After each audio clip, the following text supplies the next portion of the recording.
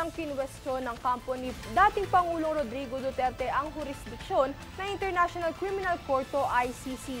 Para sa detalye narito si Francis Riudique.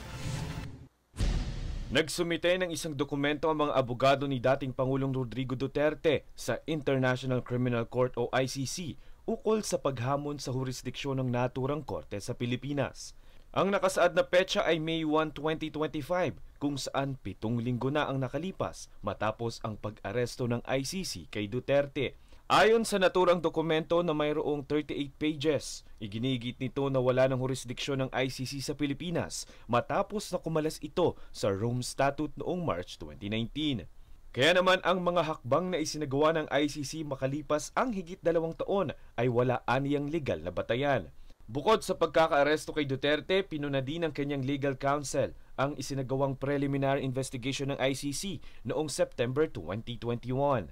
Dahil dito, hiniling ng kampo ni Duterte na ideklarang walang bisa ang lahat ng hakbang na isinagawa sa naturang kaso at ang agaran at walang kondisyong pagpapalaya sa dating Pangulo. Matatanda ang inaresto si Duterte noong March 11 na ayon sa ICC ay dahil sa crime against humanity kaugnay ng kanyang naging drug war. Dinala siya sa The Hague, Netherlands kung saan siya kasalukuyang nakakulong sa Hague Penitentiary Institution. Nakatakda siyang dumalo sa September 23 para marinig ang mga charges na kanyang kakaharapin.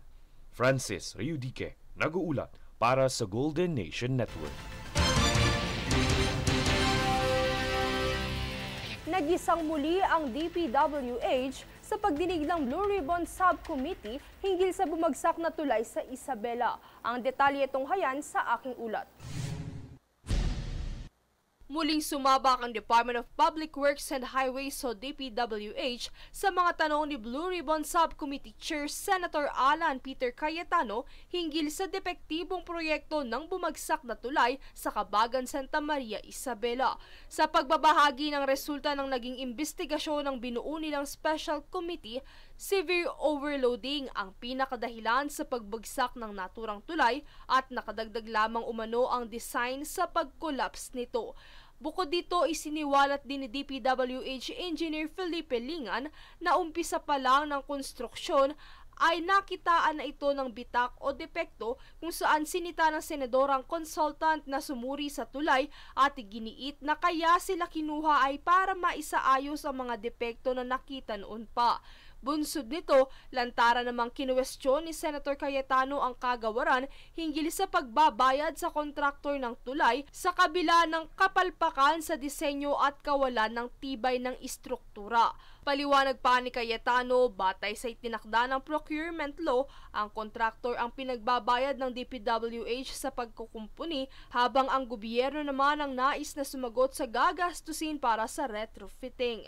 Sa pagpapatuloy na pahayag ni Cayetano, kung pumalpak man ang pagkakagawa ng tulay, hindi nakargo pa ng gobyerno ang gasto sa pagkukumpuni at kontraktor na ang may pananagutan dito. Gayunpaman, ikinatuwa naman ng senador ang pagiging transparent ng kagawaran sa lahat ng mga nagastos nito sa retrofitting.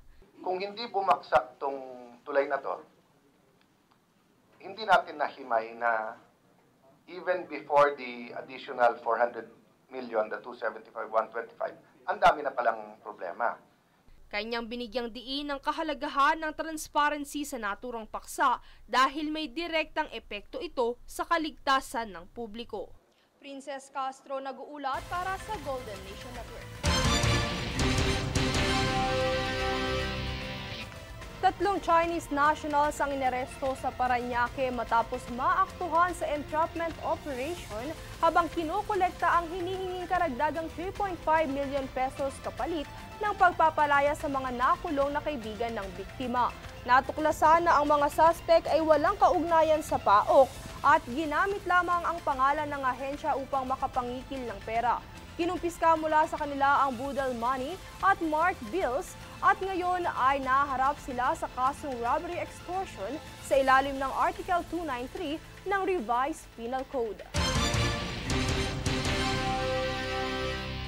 Pinangunahan naman ni Department of Agriculture o DA Secretary Francisco Chu Laurel Jr. at Cebu Governor Gwendolyn Garcia ang paglulunsad ng 20 bigas meron na o PBBM program sa Capitol Grounds ng Cebu, katuwang ang kadiwa ng Pangulo.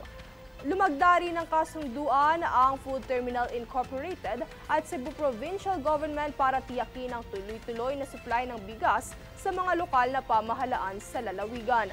Dumagsa ang mga Cebuano sa Capitol Grounds upang makabili ng abot-kayang bigas habang isinagawa rin ng sabayang pagbebenta sa iba't ibang lungsod at bayan ng probinsya. Sanipuwersa ang Department of Information and Communications Technology o DICT at search engine na Google upang labanan ng fake news at palawakin ang digital literacy sa buong bansa. Kabilang dito ang pagpapalakas sa paggamit ng AI para sa malicious content detection at paghihigpit sa pagpapatupad ng community guidelines upang agad na ma-flag ang mapanganib at iligal na content online. Layon ng ugnayan na protektahan ng mga Pilipino online at pangalagaan ang digital integrity. Dagdag pa rito ay ang programang matulungan ang mga Pilipino na matukoy ang fake news, mag-isip ng kritikal at kumpiyansang gumamit ng internet. Susunod sa News Force. Philippines at Cambodia nag-ugnay sa pagsugpo ng kaso ng human trafficking.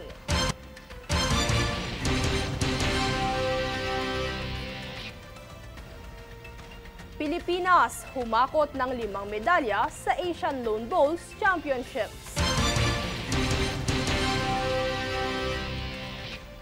Matutunog na pangalan ng Papa Bilay na posibleng maging bagong Santo Papa, kilalanin.